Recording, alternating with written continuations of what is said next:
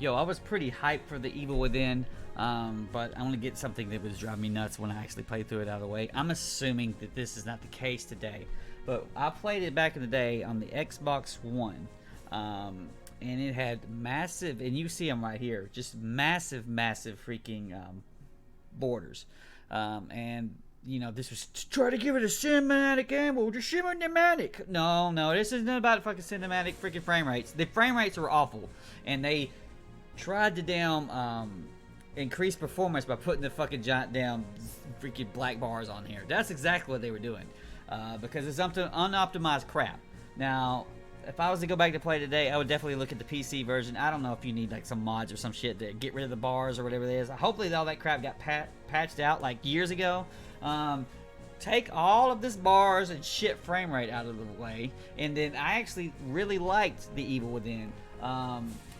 Some people don't like it because it's kind of schizophrenic in how its levels are, because they're radically different and they kind of got different themes, and so this seems like the progression kind of from one level to another is weird, honestly.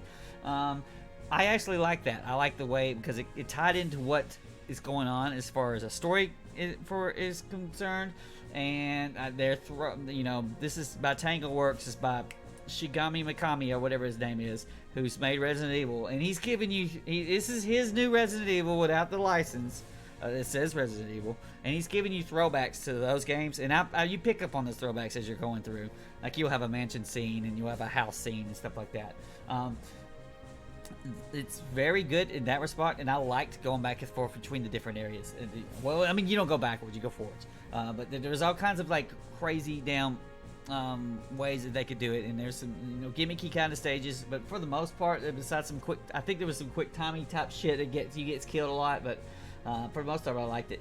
Now, as far as difficulty is concerned, this is a hard little bastard. You're constantly, unlike say Resident Evil 4, you're constantly like on your last bullet. They wanted you to be on your last bullet, and you never got enough ammo. Another thing that I distinctly remembered, even though I've not played this in almost a decade, we're getting upwards of a decade. There was like these little tripwires and shit hidden in the level, and dear God, they were hidden really well. You get blown up by tripwires or booby traps like as much as you get killed by monsters. And in particular, there was one section, I would say in the first third of the game, you're really getting off, you got your controls figured out, and then they throw you into this booby trap shithole place, and it's just ridiculous to get through. It's the defining thing that I remember today, going back and looking at all this.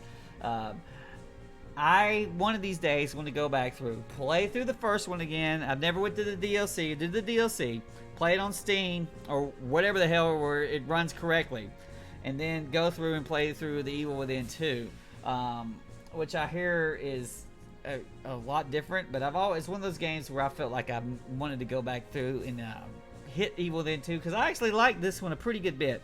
It just had a crappy ass frame rate, and it just it was brutal and it was mean.